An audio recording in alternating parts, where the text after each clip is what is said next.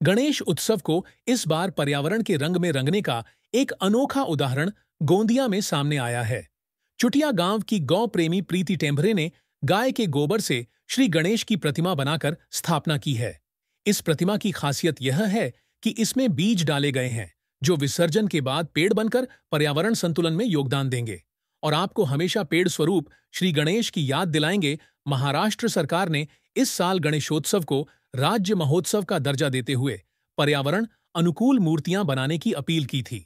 इसी पहल के तहत गोंदिया जिले के चुटिया गांव स्थित लक्ष्मी गौशाला की संचालिका प्रीति टेम्भरे ने गौ रक्षा का संदेश देते हुए अपने हाथों से गाय के गोबर से गणेश प्रतिमा तैयार की है।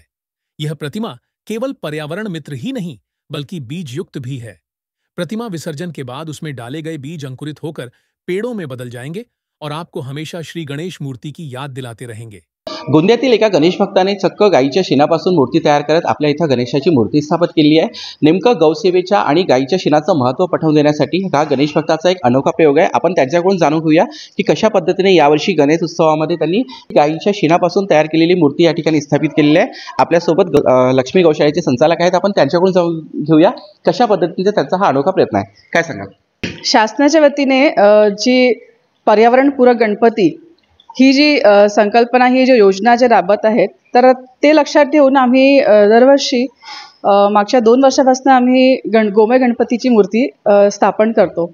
गोमय गणपतीचं महत्त्व हेच आहे की गायीच्या शेणाचं महत्त्व समाजामध्ये सगळ्यांना पटवून द्यायचं आणि शेणाचं महत्त्व आणि पर्यावरणपूरक जी मूर्ती आपण विसर्जन करतो, तर या गणेश मूर्तीमध्ये विशेषतः हेच आहे की जेव्हा आपण जे विसर्जन करतो त्याचं नदी तलावामध्ये, तर तिथले जे प्राणी आहेत ते दगावतात जर पीओपीच्या विसर्जन करतात। तर त्याचा एक पर्याय असा आहे की गोमय गणपती पाणी शुद्ध पण करतात आणि त्यातला जे शेण आहे ते तिथल्या मासाळ्यांकरता खाद्याचं पण काम करतं, असं हे मी वाचलेलं आहे पुस्तकामध्ये। तर ही खूप चांगली संकल्पना आहे दरवर्षी। आणि आम्हाला संदेश हाच द्यायचा आहे की जी नवीन पिढी आहे आणि समाजामध्ये लहान मुलं आहेत, शाळेतली मुलं आहेत, त्यांना आम्ही हेच सांगतो की जर आपण छोटी पण गणपतीची मूर्ती जर घेतली, आमच्या गौशाळेमध्ये 3 इंचापासनं तर 1-1.5 फीटपर्यंत मूर्ती बनतात।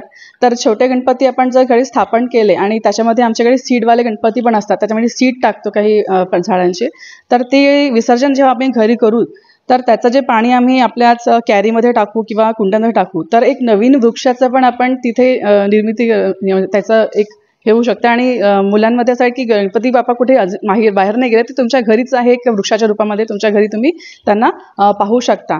तर हीच एक संकल्पना मनात घेऊन आम्ही गोमय गणपती ची स्थापना केलेली आहे आणि समाजामध्ये हा संदेश द्यायचा आहे की गायीचं रक्षण करायचं आहे।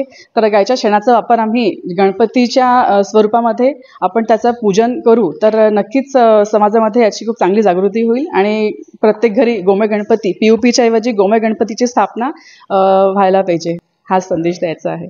महाराष्ट्र शासनाच्या वतीने ज्या पद्धतीने दरवर्षी इको फ्रेंडली गणपती किंवा पर्यावरणपूरक गणपतीची स्थापना करावी असा एक संदेश देण्यात येतो आणि त्याचेच तंतोतंत पालन या ठिकाणी चुटिया गावातील जे लक्ष्मी गौशाळेचे संचालक आहेत त्यांनी केलेलं आहे। इससे पहले भी प्रीति टेम्भरे ने गाय के गोबर से अगरबत्ती, धूप बत्ती, राखी और सजावटी वस्तुएं तैयार कर गोबर का महत्व बताया है। उनका कहना है कि प्लास्टर ऑफ पेरिस और केमिकल युक्त मूर्तियों की जगह गाय के गोबर से बनी प्रतिमाओं की स्थापना करके हम पर्यावरण और गाय की रक्षा कर सकते हैं। साथ ही गणपति बप्पा सिर्फ घरों में ही नहीं बल्कि अब पेड़ों के रूप में भी आशीर्वाद देंगे और गाय के गोबर से बनी यह अनोखी प्रतिमा हमें सिखाती है कि भक्ति और पर्यावरण दोनों साथ साथ चल सकते हैं।